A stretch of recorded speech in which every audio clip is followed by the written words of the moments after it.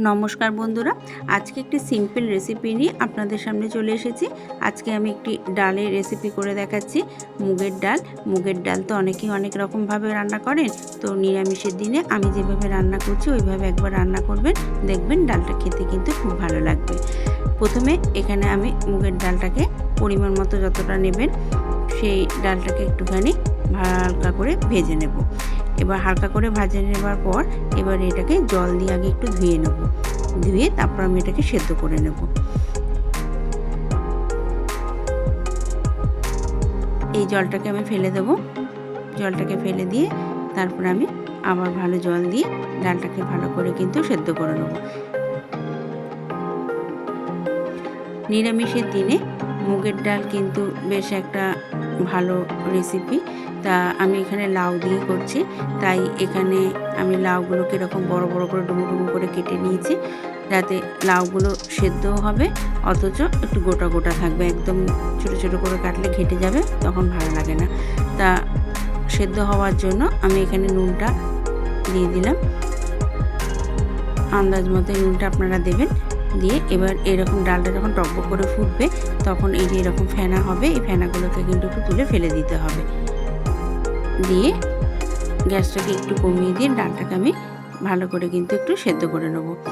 একদম গলিয়ে ফেলবো না, যাতে হাত দিয়ে টিপলে যাতে ডালটা সেদ্ধ হয়ে যায় সেই রকমভাবে কিন্তু ডালটা সেদ্ধ করতে হবে। তাই আমি একটু ঢাকা দিয়ে দেবো, ঢাকা দিয়ে ভালো করে ঢিমে আছে আমি এটাকে সেদ্ধ করে নিয়েছি। এই যে দেখুন এইরকমভাবে সেদ্ধ হয়ে যাবে। তারপরে এই ডালটাকে আমি নামিয়ে নেবো। একবার দেখাচ্ছি ডালটা কীরকম সেদ্ধ করতে হবে, এই যে যাতে আঙুলের টিপ দিলে গলে যায়। এবার আমার এটা সেদ্ধ হয়ে যাওয়ার পর এটাকে নামিয়ে রেখে দেব। নামিয়ে রেখে দেওয়ার পর তারপর আমি এখানে ফোড়ন দেব। আলাদা বাটিতে এটাকে ঢেলে রাখছি। আর কড়াইটা ধুয়ে এই কড়াইয়ের মধ্যে অল্প করে আমি দেব সর্ষের তেল, আর দেব দুটো গোটা শুকনো লঙ্কা। শুকনো লঙ্কাগুলো দেওয়ার পর একটু গন্ধ যখন সুন্দর উঠবে একটা ভাজা শুকনো লঙ্কার, তারপর এখানে আমি দেব দুটো তেজপাতা আর দেব একটু গোটা জিরে। ব্যাস এই ফোড়ন দেব। ফোড়ন দেওয়ার পর ডালটার মধ্যে এই মশলাটাকে আমি আগে ঢেলে দেব। এই যে মশলাটা ঢেলে দেওয়ার পর একটু ঘেটে দেবো। তারপর এখানে চেরা কাঁচা লঙ্কা কতগুলো দিয়ে দিলাম, 3-4টের মতো, আর দেব টমেটো কুচি। এগুলো সব পরে দেব। এই যে টমেটো কুচি দিয়ে দিলাম। তারপরে এখানে যদি একটু নুনটা কম মনে হয় তখন এখানে একটু নুন দেবো আর একটু হলুদ দেব। হলুদ আমি দিইনি, তাই এবার আমি হলুদ দেবো। আর দেব 1/2 চামচ মতো কাঁচা আদা। এই আমি যে মুগের ডালটা রান্না করছি এই কাঁচা আদাটার গন্ধটার জন্য কিন্তু এই ডালটা আরও টেস্টি লাগবে খেতে।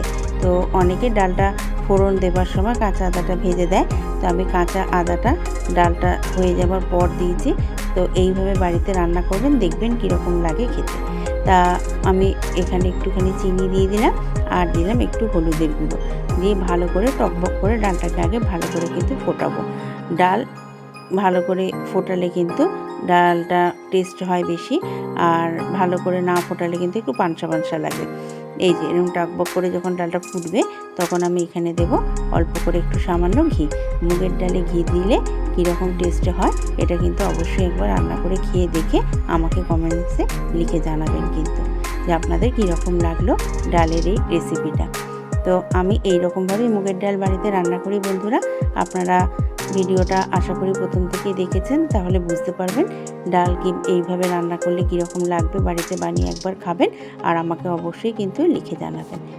তো আজকে আসি, অন্যদিন অন্য আরেকটা রান্নার রেসিপি নিয়ে চলে আসব। সকলে ভালো থাকবেন, সুস্থ থাকবেন। নমস্কার।